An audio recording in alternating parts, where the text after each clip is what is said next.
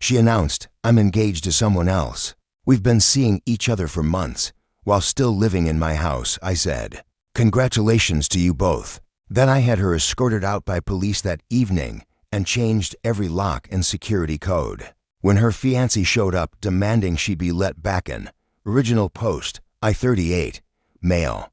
Got the announcement at dinner. My girlfriend of 4 years, Lauren, was smiling at me like she had just won a raffle. A brand new diamond ring glittered on her left hand. I'd never seen it before. I sure as hell hadn't put it there. I remember watching the candle flicker in the reflection of her wine glass and wondering if maybe I'd stepped into some surreal version of my own life. Lauren had cooked dinner pasta she insisted was her special recipe, meaning she added extra butter and called it gourmet, and she'd set the table in a way she only did when she wanted something. I thought she was going to tell me she'd finally gotten that certification she'd been working on for 14 months, or maybe that she'd landed a job interview. Instead, she rested her manicured fingers on the edge of the table and delivered the verbal equivalent of a slap. I put my fork down carefully, too carefully, like if I moved slowly enough, the situation might reverse itself. "You're what?" I asked, staring at the ring. "I'm engaged," she repeated, all airy confidence. "To Evan. We've been seeing each other for months. He proposed yesterday. Isn't it exciting?" Exciting. That word bounced around my skull, sharp and absurd. I stood up, not because I felt dramatic, but because staying seated felt too much like accepting the reality she was handing me. I walked to the liquor cabinet, poured myself bourbon, not even the cheap stuff, and let the burn calm the rising static in my head. When I turned back to her, she was still smiling, waiting for me to catch up to the fantasy she'd built.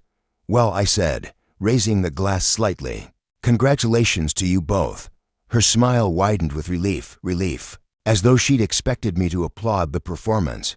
"Oh good," she said. "I was afraid you might get emotional." I almost laughed. "Emotional, right?" Then she kept talking, and somehow the words got worse.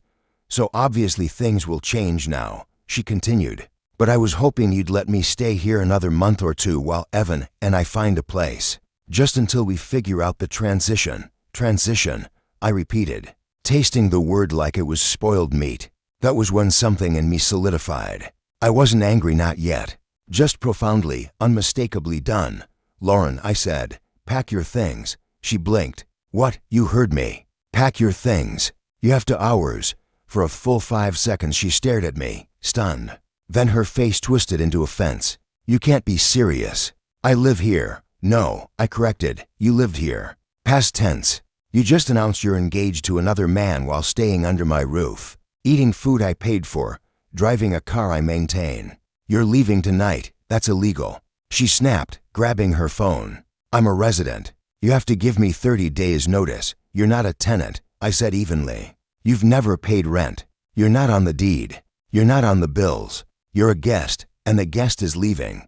This is emotional abuse," she barked, already hitting the record button on her camera. "I'm documenting everything." "Great," I said, pulling out my own phone. "So am I?" I dialed 911. Her jaw fell open as I calmly told dispatch, "Yes, I need assistance removing someone from my property. My now ex-girlfriend just informed me she's engaged to someone else and refuses to leave." By the time I finished the call, Lauren's face was taut with disbelief. She kept filming, muttering dramatic lines meant for whatever online audience she imagined would champion her. I just took another sip of bourbon and leaned on the counter, letting the exhaustion settle in, while she stomped off to the bedroom to pack, narrating to her phone how I was punishing her for finding true love. I walked through the house, checking door locks, noting what items actually belonged to her. Not many. Most things she'd claimed were hers, had been bought with my money, sometimes literally using my credit card. Somehow, the clarity brought a strange sense of calm. 20 minutes later, headlights rolled across the windows. The police had arrived. The officers were professional, respectful, but the disbelief on their faces was barely masked as Lauren tried to explain her situation.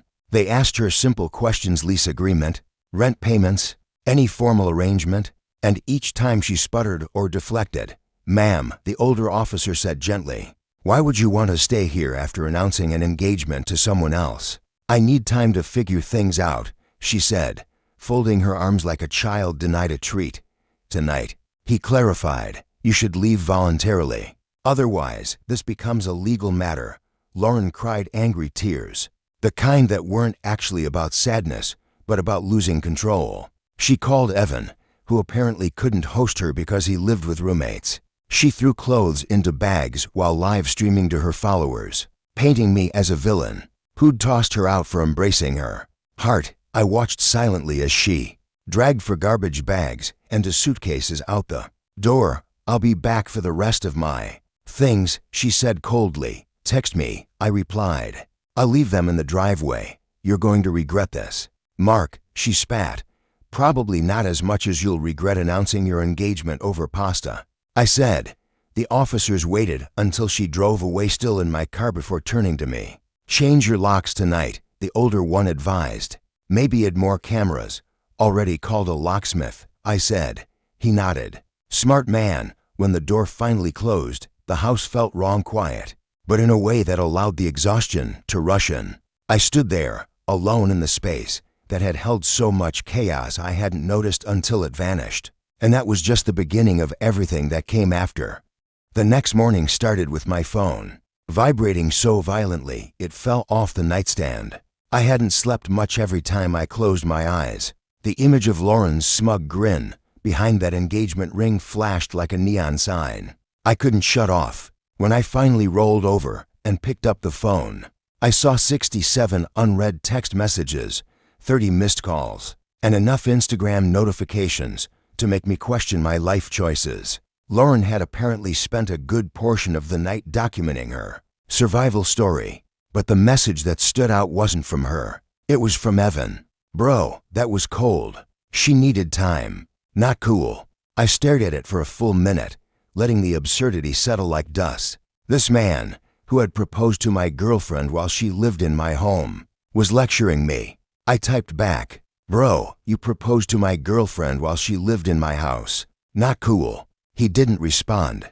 I thought that would be the end of the morning's insanity, but then my phone rang. Her mother, Jana. Mark, she said the moment I answered. What on earth is going on? Lauren is telling everyone you threw her out on the street. Good morning to you too, Jana. Did she mention the engagement? The what? I almost felt bad. Almost. She's engaged, I clarified. To a guy named Evan. Apparently they've been together for months. She announced it over dinner. At my table, silence filled the line, thick and heavy, like someone had turned gravity up. She told us you two were basically roommates, Jana finally said. That you had drifted apart, that you didn't care anymore. I'm guessing that's what she told Evan too. Another stretch of silence. Then a quiet, shaken, I need to call you back. She never did. Around noon, the madness escalated. My doorbell rang, and when I opened it, there stood Evan, mid-30s, man bun. The kind of beard that tried too hard to look effortless. He had the posture of someone who believed he was morally correct, but wasn't entirely sure why. We need to talk, he said. No, we don't. You traumatized Lauren, he insisted. She told me what happened. Did she tell you she announced your engagement to me while she was living here? Rent-free, eating my food, driving my car? His face tightened. She said you knew about us. I actually laughed. I couldn't help it. She told you I knew she was cheating, and you believed her? It wasn't cheating, he snapped. You two were basically broken up. First time hearing of it. He shifted, uncomfortable. Look, she needs her furniture. What furniture? Everything in this house is mine. I have receipts. She owns clothes, makeup, and a 3-year-old laptop. That's it. His ears reddened. She decorated this place. She made it a home. With my money. He swallowed hard. She's staying with her sister. Do you know how humiliating this is for her? For her, I said, unable to keep the incredulity out of my voice. She announced she was marrying someone else while living in another man's home. What exactly did she expect? He tried one last push. We're getting her things. All of it. Try it, I said. Make my day. He stormed off, muttering something about legal options. I closed the door and installed 3 more cameras before I even made coffee. But the real spectacle came the next day, when Lauren launched her social media offensive. She called me an abusive ex, a controlling narcissist, a manipulator who prevented her from leaving. Claiming she'd been emotionally imprisoned, she posted long rants, dramatic selfies, and rambling videos about reclaiming her freedom. I responded with one post. Just one. A very calm, very factual post. Interesting story. Here are the actual facts. And then I attached screenshots. Texts from just 4 days earlier where she said she loved me. A request for $300 for her student loans. A spa day receipt she charged to my credit card while she was out with Evan. Messages planning our future trip to Seattle. It took less than an hour for her friends to start connecting the dots. Girl, you said you two were separated. Wait, you were engaged while living there. This is messy AF. And then her sister, Mia, called me. Mark, she said, sounding exhausted already. I didn't know she was still living with you. She told us you two were done months ago and that you wouldn't let her leave. She lies a lot, doesn't she? I said. You have no idea. Mom is furious. Dad won't even talk to her. She has some clothes and a few boxes here, I said. Whenever you want to pick them up, I'll leave them in the driveway. I'm not letting her back inside. Thank you, Mia sighed. And I'm sorry. I thought maybe the chaos would wind down after that. That maybe, for once, drama would take a breather. I was wrong, because I suddenly remembered something important. The car Lauren had been driving was mine, fully paid off in my name. She'd been telling Evan it was hers, so I did what any rational adult in my position would do. I reported it stolen. A few hours later, she called me from a number I didn't recognize. When I answered, her voice was shaky with fury. Mark, what the hell? The cops pulled me over. They're saying the car is stolen. Well, I said calmly, you don't live here anymore. And you took my car without permission. That's theft. You let me drive it when we were together. When we were together. Past tense. You're Evan's fiancé now. Time to start using his resources. You're insane. I'm at the police station. I'll come get the car then, I said. Tell Evan to pick you up. He's at work. Uber exists. You're evil. I'm practical. And then I hung up. I picked up my car and drove home with the windows down, letting the cool air wash over me. It felt like breathing for the first time in months, maybe years. Lauren texted me later, raging about the $81 Uber ride. I ignored her. By then I had learned something critical. Silence is a language. And sometimes it's the only one people like her understand. But of course, the quiet didn't last. Because on day 6, the situation escalated into genuinely dangerous territory. And that was when I realized just how far Lauren and the people she pulled into her orbit were willing to go. Day 6 arrived with the kind of tension you can feel in the air before a storm. I was in the living room, finally enjoying the rare quiet of a house that no longer echoed with Lauren's dramatics, when a loud pounding rattled my front door. Open up. A voice shouted, we're getting Lauren's things. For a brief second, I thought I had imagined it. But when the pounding came again, harder, angrier, I checked the camera feed. There stood Evan and 3 of his friends. All of them looked like they'd watched one too many courtroom dramas and believed they were about to make a heroic stand. I didn't even open the door. I called 911. 4 men are attempting to break into my home, I said calmly. One is Lauren's fiancé. They are trespassing and trying to force entry. Dispatch heard them yelling through the door. I switched the phone to speaker mode so every threat, every demand, every ridiculous line about legal rights was recorded. You're holding her property hostage, one of the men shouted. She owns half this stuff, Evan added. No, I said loudly so dispatch would hear. She owns exactly the amount she brought, clothes and toiletries. The rest is mine. Then one of them tried the back door. The motion lights flicked on. Cameras recorded everything. 4 grown men creeping around my property like incompetent burglars. One actually attempted to jimmy the sliding door. That was the moment I knew the police would be there quickly. And they were. 2 cruisers pulled up within minutes. Officers stepped out, hands near their holsters. Not because they expected danger, but because for men trying to force entry into a residential home at night tends to rank high on the could turn stupid fast list. Evan immediately tried to play the victim. This guy is stealing my fiancé's belongings. He insisted. We're just trying to get her things. I stepped outside slowly, arms visible, calm as stone. Officer, I said, check the footage. They tried to break in. I want to press charges. The cop reviewed the camera feed on my phone. I watched his expression shift from neutral professionalism to the kind of tired disbelief only an idiot's behavior can provoke. The friend who attempted to force the sliding door was cuffed on the spot. The other two got citations and strict trespass warnings. Evan looked like he wanted to melt into the pavement. She's a grown woman who engineered her own disaster, I said. And you helped.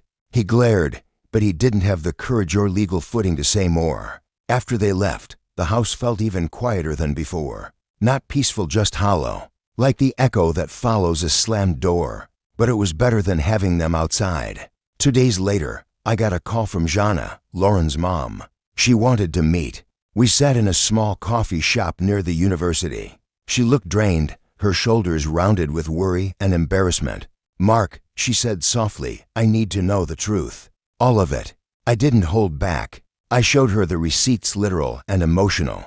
Text messages, bank statements, screenshots of Lauren's declarations, of love mere days, before her engagement revelation, the dinner receipt from the night she celebrated with my money, the spa charges, the timelines, everything she had twisted and distorted into the narrative she fed her family.